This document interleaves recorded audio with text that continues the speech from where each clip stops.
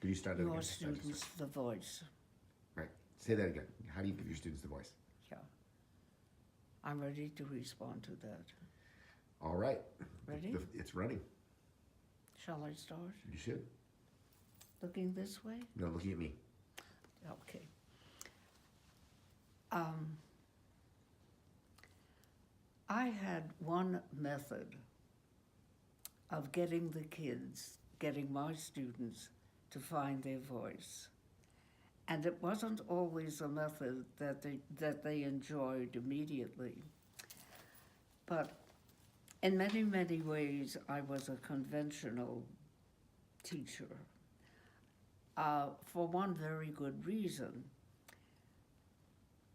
My conventional way of arranging my classroom was some learned their names as quickly as I could. And if I knew their names alphabetically, I could address them by their names. And that was part of giving them an identification. But there was another way. After they were situated rather comfortably or uncomfortably, by the end of the second week, using the same alphabetical arrangement, every one of my students had to take the minutes of the class for the day. That meant that unhappily sometimes, the first kid in the first row, in the first seat, was obliged to tell us what we did in class that day. He would start with the class being called to order and the lesson, what we were doing that day, the kind of discussion we had, and then he or she was to end with the homework assignment for the day, and then he or she would sign off, respectfully written and submitted by your acting secretary for the day. That meant that if the student took the minutes on Monday, he read them on Tuesday, and he'd have to start with, the class was called to order by so-and-so, who happened to be the president. Now, how did he find his voice in those minutes? Sometimes he didn't. He didn't want to take the minutes. He was too shy. He was afraid.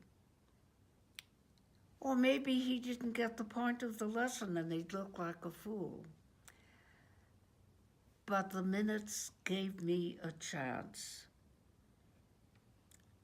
to hear what I hadn't done.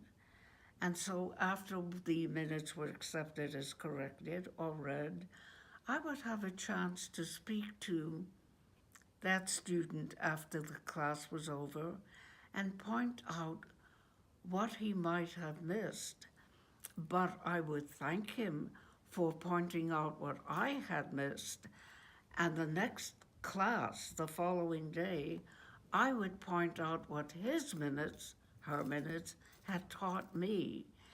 And when the class got the hang of each one of them being responsible for the minutes of the day, they also got the hang of being able to tell me where I had missed explaining something. Or sometimes when I would act the clown, they would describe how I had been a clown. And so they could be critical of me kindly, but it was also a way of their saying to me, hey, Mrs. Lewis, you goofed. It was a way of saying that they had enjoyed something, but that they had been mixed up about something.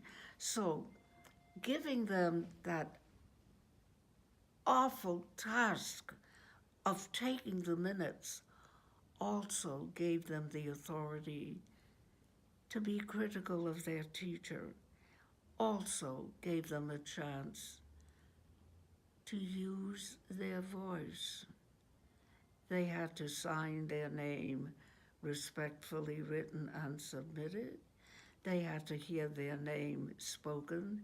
They had to hear their own voice being critical, that is to say, thoughtful, analytic, sometimes funny, and taking the minutes that had been such a job for them became a way for them to be free, to talk back to me, their teacher. And if they wanted to sing the minutes, they could. If they wanted to write the minutes in verse, they could. If they wanted to come in with a violin and play the minutes, they could.